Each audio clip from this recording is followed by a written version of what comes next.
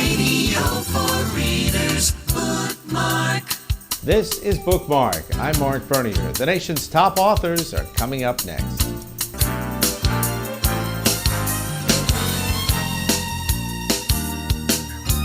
Bookmark. Sam Freedman is with us here at the Miami Book Fair talking about the book Breaking the Line at Columbia. Good to have you visit with us today. Great to be here, Mark. Thank you. Why did you pick this topic to write about? It's a remarkable story about race relations in football. What happened?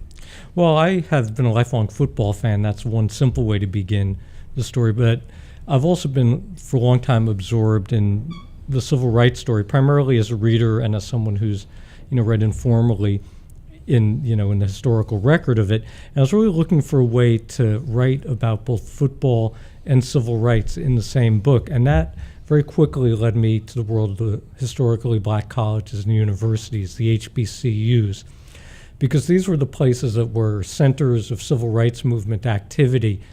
You can't have in this country a freedom ride, a bus boycott, a lunch counter sit-in, any of those events without foot soldiers, and in often cases leaders like John Lewis, Jesse Jackson, Diane Nash, who came out of the black colleges.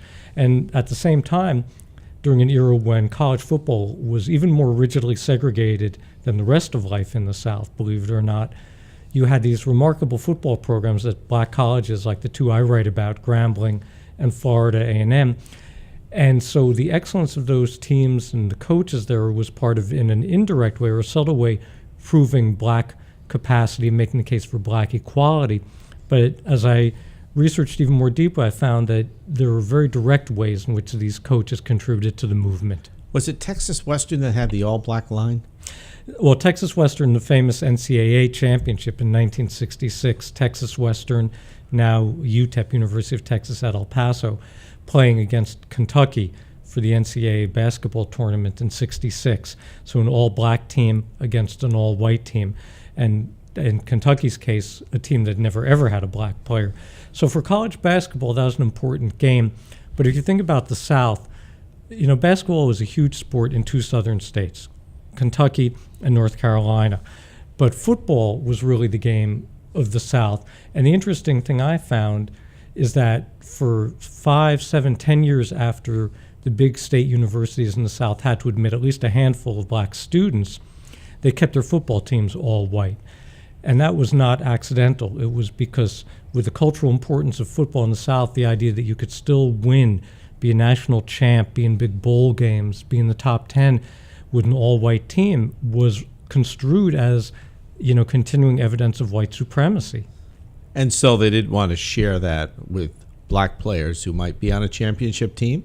Well, they didn't want to have black players. They felt, all right, the federal government has forced us to admit some students, to classes here, but we still can choose who we recruit for our football team. And for years longer, they would deliberately not recruit black players. And so kind of the counter narrative is the amazing football that was being played at black colleges and the remarkable coaches who were coaching at these schools, all of whom, of course, were denied opportunities to go to the larger state universities. So there were many black ball players that had to seek other places to be educated and to play because these schools would not allow black players.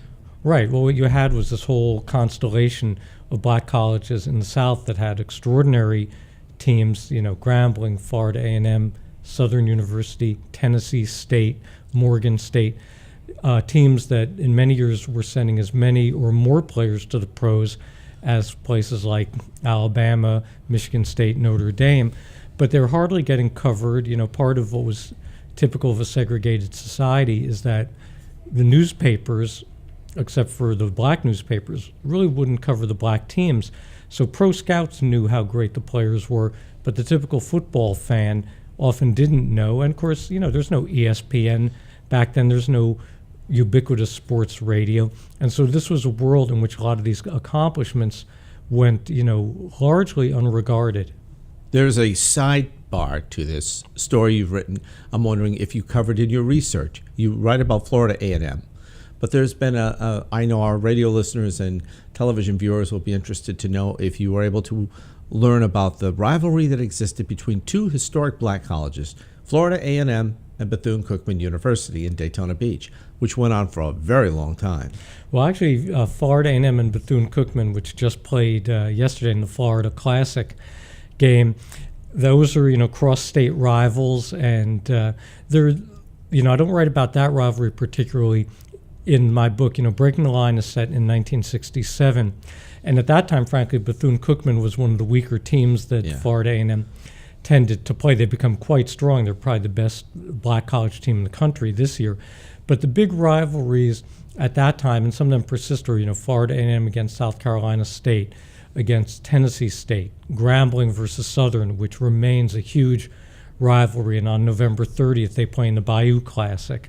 So, what's fascinating and kind of wonderful is that even though once college football got desegregated in the South, and frankly, many of the top players, African-American players, are now going to the SEC schools or ACC or Big 12. So the sheer quality of football at the HBCUs isn't what it was. But the rivalries, the kind of communal pride in these schools, and the whole sense of event around these classic games like the Bayou Classic or the Florida Classic, that continues unabated. When did things finally open up?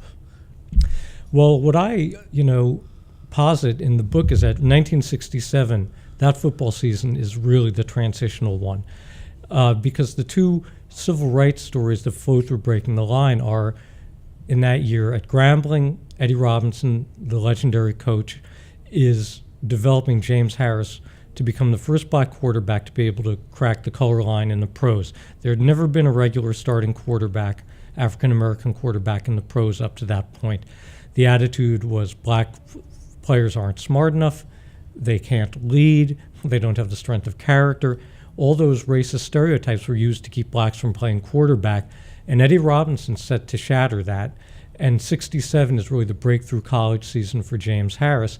And simultaneously, Florida A&M's coach, Jake Gaither, has spent years in Tallahassee developing these unlikely cordial relations with segregationist politicians in the state, but he's been putting all of his money in the bank, in the favor bank, as I like to call it, to get their approval to play the first interracial college football game in the history of the South. And that game gets approved in 67. Jake Gaither can't find a white team willing to play him until 2 years later when the University of Tampa does so. But the approval comes in 67. So these are the two landmarks, and I think so much unfolds from that point on. Finally, what did you find from this book that you didn't know when you began this assignment? That's a great question, Mark. I think I found how deeply these football programs were involved in the movement, that the civil rights activity wasn't just the backdrop to great football at the HBCUs, but that these coaches were very involved in it, and these players were very involved in it in direct ways. That was one surprise, or one thing I learned. A second was that people like Eddie Robinson and Jake Gaither, who in their time were often criticized by people in the movement for not being out there enough, for not being, publicly supportive enough, in their way made major contributions. And third, and this is what all adds up to, that by changing things in football, because of its tremendous import in the life of the South and really in this whole country, you moved the needle for the whole society. Sam Freedman, author of the book Breaking the Line, our guest today on the Bookmark program. Sam, great to see you. Thanks for coming in. My pleasure. Thanks for having me with you. That's Bookmark for this week. If you have comments or thoughts on future authors, send an email to us at our website, bookmark.us. That's our broadcast for today. Thanks for watching.